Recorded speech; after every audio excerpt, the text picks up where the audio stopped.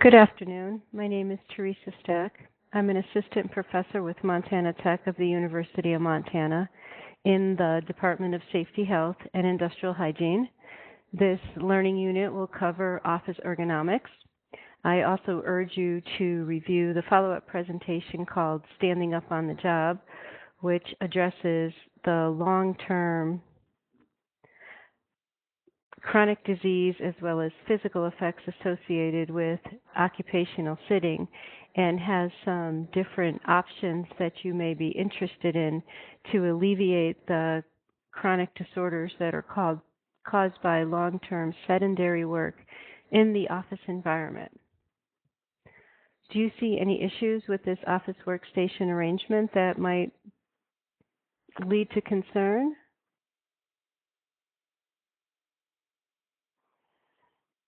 Well, you can see that there is the keyboard tray right here that has a positive tilt, which means the wrists are in extension.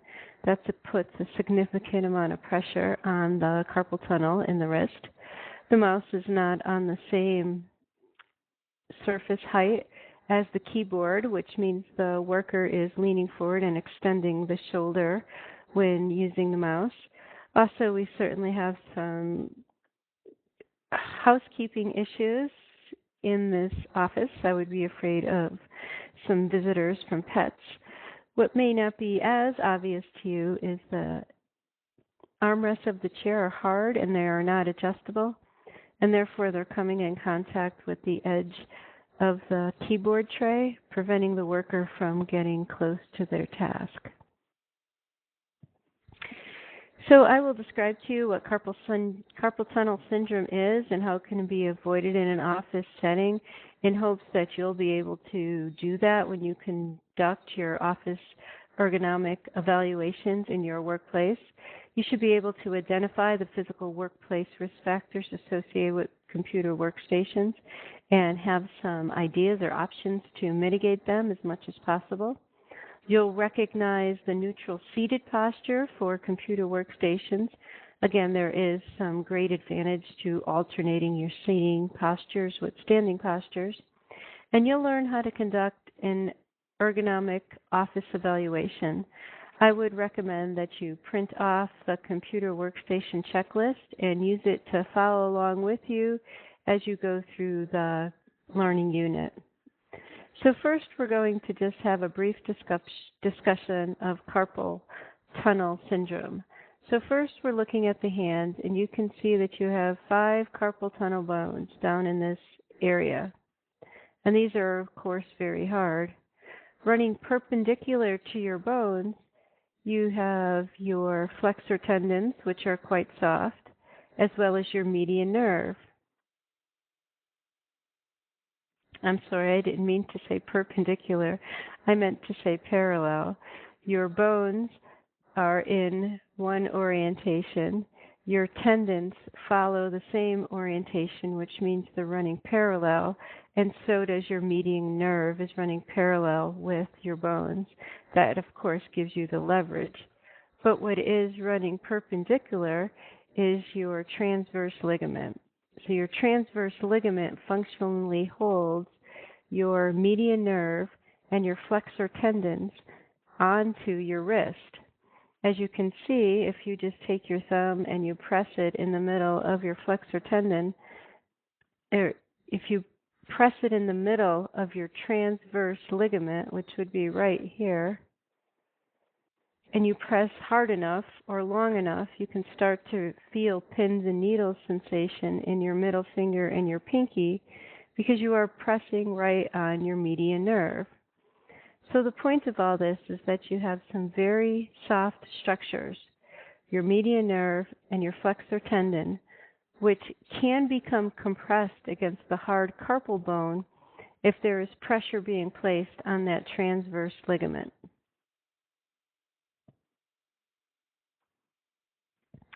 The way that pressure can be placed on that transverse ligament in an office setting is by resting your wrists along a sharp edge, such as a keyboard tray or a desk edge.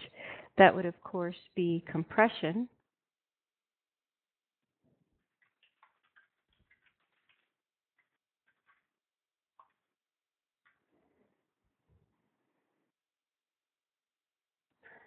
Another way in which you can cause compression of your transverse ligament onto your median nerve or your flexor tendon is by having your wrist in extension.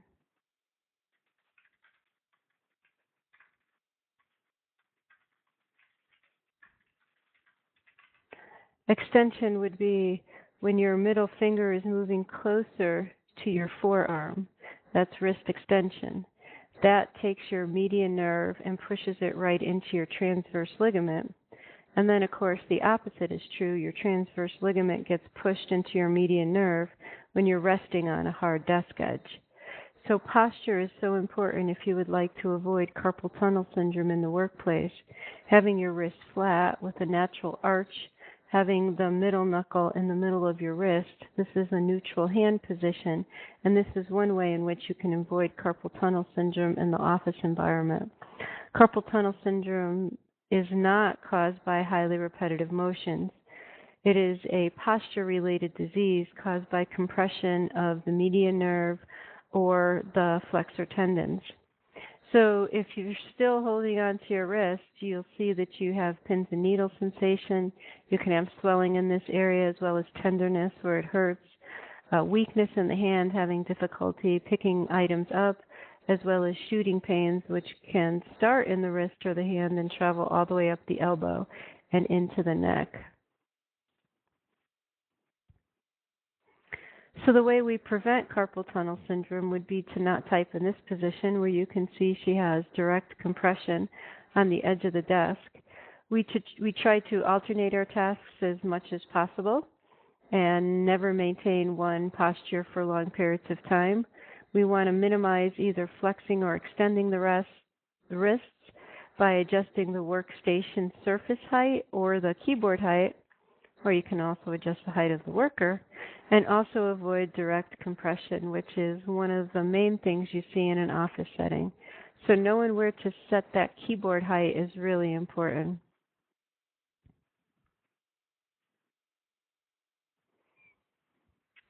So what's all the hubbub about? I mean, are we just a culture of whiners? We simply sit down all day long. How hard could that be? Well, if you review the next PowerPoint presentation called Standing Up on the Job, you'll see that humans are designed for movement. Our heart pumps blood down into our extremities, but the way that spent blood returns back up to our heart and gets reoxygenated is through the contraction of your muscles, which take your vein valves and allow them to open and close. So when we sit down for long periods of time, we have static loading on our lower back.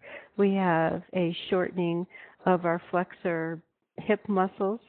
We also have pulling of blood in our lower extremities, which causes a decrease in blood volume to our brain, and some other rather negative effects from long-term occupational sitting. So think about it. What is your cumulative dose to sitting? So I'm going to give you a very brief example to what my cumulative dose is. I wake up at 4 o'clock in the morning, and from 4 to 5, I usually correct papers or prepare for the next day's lecture. From 5 to 7, I'm quite active. I do my physical workout, get my kids ready from school.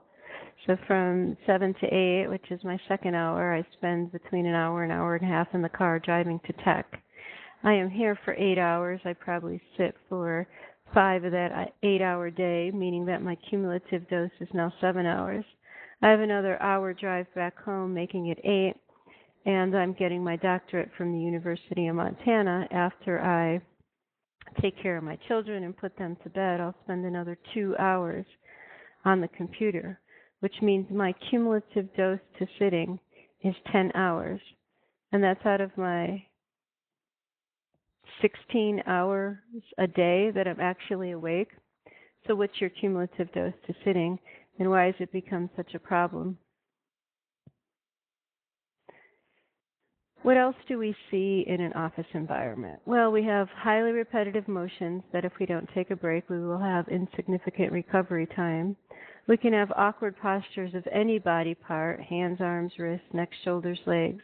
We have, of course, static muscle loading, which means we don't have dynamic movements. We have very static movements. or no movements at all, right? Static muscle contraction. We have our visual and our mental demands of concentrating on the screen time in front of us. Contact stress can be on the back of our thighs, our butts, our arms, our palms. And in some environments, you could have extreme temperatures either on the hot or the cold side. So the way this particular checklist was set up is that the front and back, so that the checklist is printed front to back. And page 1 stays with the employees, so they get a visual of what the neutral seated posture is, and there are some nuances in there, as well as some examples of stretching and flexing exercises that they can do to help themselves recover. So anytime, of course, before you go in and you do an office evaluation, you want to notify the supervisor that you're entering the work area, introduce yourself to the worker, give a brief definition of what ergonomics is, why you are there, and then, of course, talk about what the neutral posture is and how ergonomics can potentially help them be more productive, improve their overall health and wellness, potentially even make them more productive at work. Ergonomics, of course, also has the added benefit of reducing pain and discomfort in the workplace. You know always to be respectful and ask permission before you take any measurements in the workplace. I always come prepared with my checklist, a pencil, and a measuring tape. Sometimes I'd bring some vendor cuts or use the person's computer to look up different pieces of equipment if that happens to be where I make the recommendations. And you don't always need to put engineering controls in place. Sometimes an administrative control will work just as well. So the old 90-90-90 really doesn't fit the mold, and I've been doing some initial research here at Tech and found that it's really hard for people to actually maintain the 90-90-90. But it's a good start and a general rule, always looking to have more open angles to allow blood flow and nerve conduction as opposed to closed angles. So you can see that the ear is over the shoulder is over the elbow is tucked in tight at the sides of the body, not out in front of the body. The angle between the elbow and the wrist is 90 or 110 degrees. Again, being more open is better than being closed off. Your wrist would be flat so that you can float a penny on the back of your wrist and not have it fall off. Therefore, you're not being lazy and resting your wrist on the wrist rest or the edge of the front of the keyboard tray, which would be in front of the keyboard. So then we're moving down the body. You try to get your shoulder up above your hip, in line with your hip. Or it's okay, again, to open that angle of the torso and lean back a little bit, although you have to kind of watch the forward inclination of the neck when you lean back in that lazy boy pose. You want your hips higher than your knees or even with your knees. Research is really strong in showing us that we get that more neutral or natural posture when we have that open hip angle. That is, having the hips up higher than the knees, between 90 and 135 degrees between torso and thigh. Then your knees are over your ankles, or your ankles therein, again, slightly in front of the knees to kind of open that angle. The monitor should always be directly in front of the individual with the top row of characters equal to seated eye height. Seated eye height, of course, being the corner of the eye. If somebody's wearing bifocals, we'll talk about that later. As far as how far away, it's about arm's length, or however comfortable the individual feels with that. The mouse should be positioned directly adjacent to the keyboard. Lumbar support should support the worker in the small of their back, not in the middle of their back. And then you don't have the edge of the seat pan coming in contact with the back of the legs because that causes compression.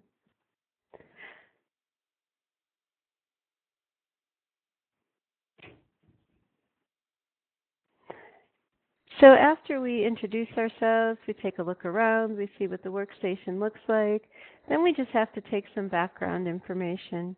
What does the employee do? Do they type? Do they do graphic design? Are they there intermittently or for 8 hours a day? Are they on the phone when they're using the computer, using reference documents at the same time? Do they get up intermittently to go to other areas? Is the workstation shared, which means it requires a higher amount of adjustability? And then how much time is actually spent on the phone or writing, talking to individuals either across their desks or in another location? So you can really get an idea of what their cumulative dose is to their computer workstation. You can also take a brief health history. Oh, this is becoming much more a taboo area to enter because of the HIPAA laws. But you can ask if they have been experiencing any pain or discomfort in which they think is job-related, and if they have, of course, recommend that they see an occupational health or their own personal physician. Because we never want to make the cause and effect relationship that their pain and discomfort is causing a particular work-related musculoskeletal disorder such as carpal tunnel syndrome. Instead, we can tell them that they are definitely putting themselves at risk, and they may be able to change their behaviors or change the physical layout of the workstation to reduce that pain or discomfort.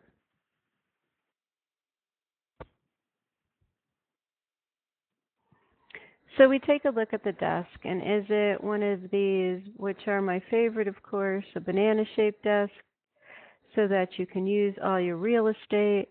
Is it one of these horrible L-shaped desks where the worker has a hard time reaching the mouse, or simply the keyboard tray isn't large enough to be able to accommodate the mouse? And where are the most commonly used items? Can we locate them so the worker has to stand when they answer the phone, which is a good behavior modification technique to put into place, or are they just going to lean forward when they answer the phone anyways? What's the lighting like? Is it overly bright in the office setting, which can really lead to eye fatigue because the monitor itself is a light? Is the monitor set up so that you look into the monitor and then out a window, which means the background light is much brighter than the monitor? That'll also cause eye fatigue, as well as if there's direct glare on the monitor because they're set up back to back to one another.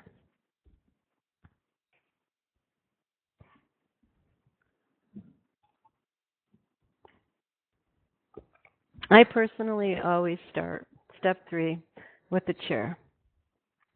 You adjust the chair so people's feet are resting flat on the floor. Adjust the chair up or down so that their hips are slightly higher than their knees.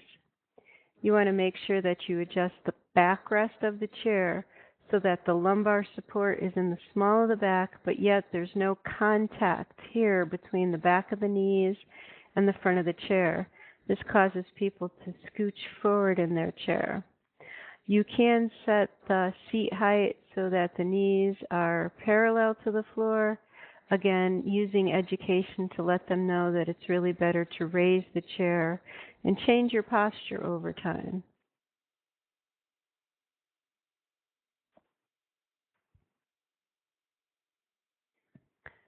The seat pan should allow for between 2 to 3 fingers to fit between the edge of the chair and the back of the knees. Now almost all chairs have this waterfall edge, so we don't really worry about this too much, but there shouldn't be any direct compression.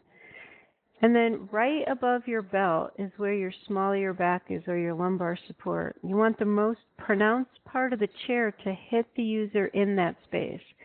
And this is probably one of the biggest violations to setting up an office chair arrangement that I see. The lumbar support isn't hitting them in the natural curvature of the back, the lower back, which is the most concave portion right above the belt.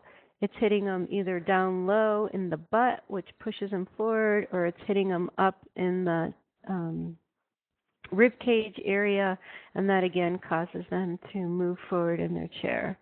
Adjust the chair appropriately. If there's armrests on the chair, they should be positioned just below seated elbow height so that the worker can touch on them, touch the elbow supports without pulling their shoulders down or out too far to the side. If there is a seat pan that tilts, it's nice if it's flat, level with the ground, or slightly tilted forward to get those hips up higher than the knees. And this right here is an exercise ball. My thoughts about this are that they belong in the gym. They don't necessarily belong in an office setting. The theory is that when you sit on these, you have constant contraction of your core muscles through these micro movements that you make, which causes your abdomen muscles to contract and become stronger. And while that is absolutely true, even our athletes can't contract their abdomen muscles for 8 hours at a time, and it causes you to lose that curvature where your shoulders are up over your hips. Also, an exercise ball isn't really adjustable, so you have to make sure that everything else in that environment is adjustable. If you have workers who are really hard set on their exercise ball, I would say that they should use it intermittently. Where I like to use it in the public health department is I had a couple of them in our conference room, and when we have a conference meeting or I'd go out into the main office and speak with the public health nurse, I would sit on the exercise ball. Could also be used kind of intermittently throughout the day, although if you really want to have those micro changes in posture and learn how to contract your core muscles, your abdomen, your back muscles, your hip flexors, standing is a much better alternative. Well, there's a funny video here called New Office Chairs, and you can look at it at a later time.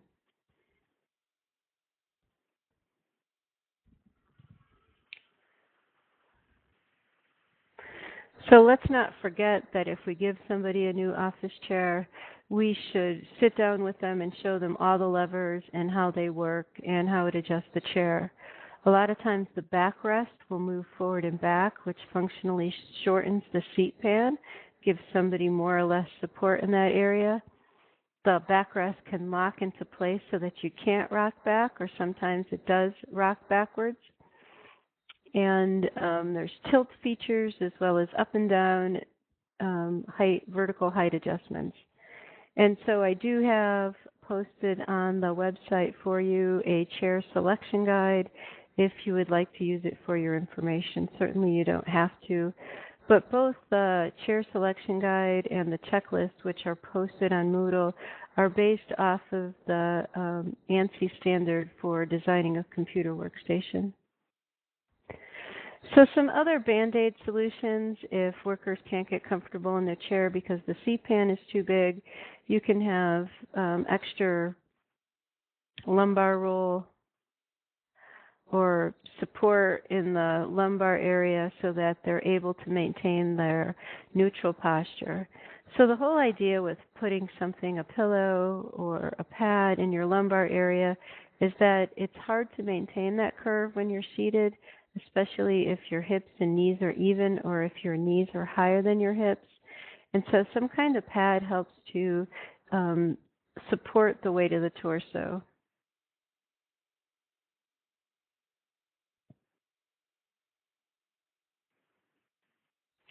The work surface, make sure there's adequate clearance so the worker can sit straight on, nose facing the computer screen with the keyboard directly in front of them. Here's an example, although it's a relatively old picture, but what's the most important thing in this worker's seated zone? Yep, you guessed it, it's the fan. We could have gotten rid of the shelf, put the monitor directly in front of the worker, maybe open up the drawer and added another surface. Especially now that we have flat monitors, it's a lot easier to sit straight on in our office environment. So if you've adjusted the work surface so the feet are resting comfortably on the floor and you have a height adjustable keyboard tray, measure the distance from the floor to the bony protrusion of the elbow when the worker has their hands resting in their lap, not on the armrest. So they take their hands and they put them on their thighs. That's with their feet resting comfortably on the floor. You measure the distance from the floor to that bony protrusion of the elbow. Whatever that number is, that's the that's the horizontal height that you should be adjusting the keyboard tray.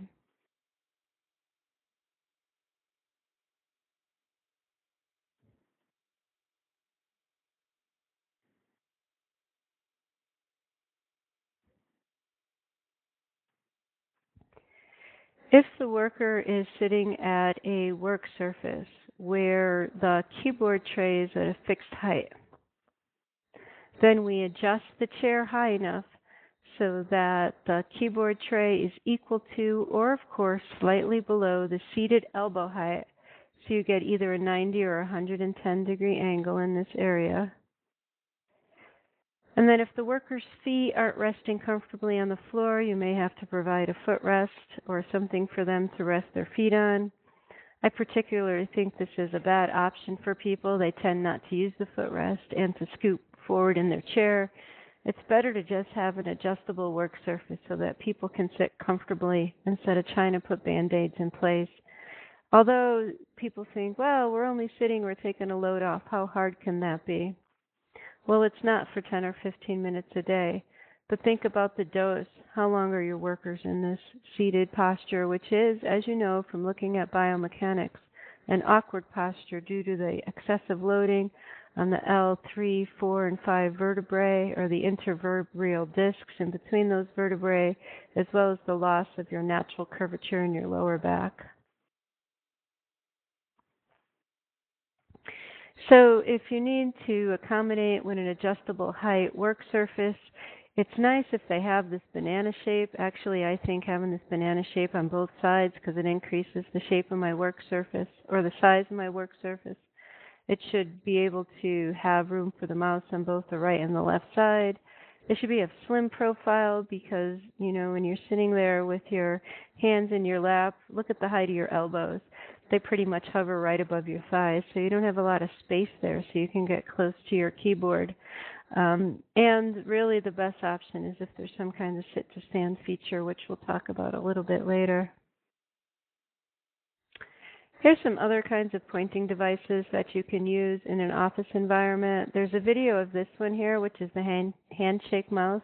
What is nice about it is it puts you in the karate chop position. The karate chop position being that your ulnar and your radius are in line with each other, and it's more of a neutral posture. I personally like trackballs because you don't have to grip it. People tend to over-grip. Also remember that they make mice in different sizes, small, medium, and large. So if you have people with larger hands, you can buy them a larger mouse. And they have right and left-handed mice for people who are left-handed. And this is the Microsoft Natural Wave keyboard. This keyboard was originally designed for the obese population because with people who have a larger torso, their elbows are further away from their body than somebody who's narrow-shouldered. And when your elbows are further away from your body and you're trying to use a traditional keyboard, you have a deviation of the wrists. By deviating the keyboard, you have a natural wrist posture. So the take-home message here is that they usually don't work well with people who are narrow-shouldered. They do work with people who are or are not obese or overweight, depending on the width of their shoulders, but you shouldn't buy one for everybody in the office and think that it's going to solve a problem. There's really a learning curve associated with it, and I personally don't have very broad shoulders. When I use a keyboard like this, it puts me in an awkward position. So there's a video if you'd like to see it on the handshake mouse. It's available on the website, Moodle.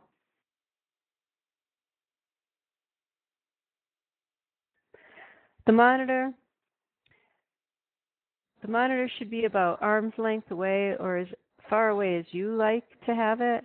And the corner of the eye, which is your seated eye height, should be even with the uppermost character on the monitor. So not the housing of the monitor, but the uppermost character on the monitor, which, as you can see, this person's monitor is a little bit too high for her. You can have your monitor set up so that it's equal to your seated eye height, which would be in this zone, or slightly below, because we tend to glance down at the monitor, same as we do when we're reading a book. If you have two screens, you don't want to have the middle of your nose set to the middle of the screens. This would be bad. Instead, what you would like is to have your primary screen set up directly in front of the individual, and then the secondary screens either off to the left or off to the right.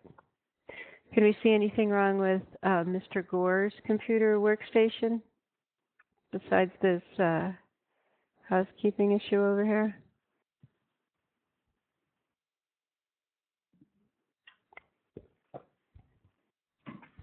So some other accessories for people who are on the phone when they're using their computer workstation. I'm sorry.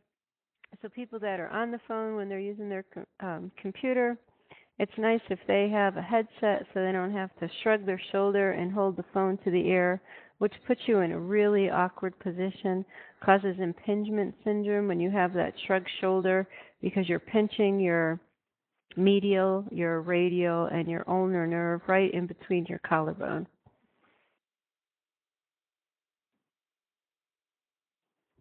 Well, reclining workstations, that's one way to go. These actually came from the world of people who are paraplegic.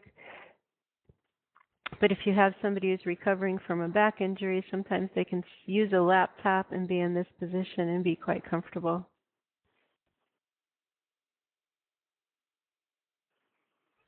Sit-to-stand workstations don't really need to be expensive anymore.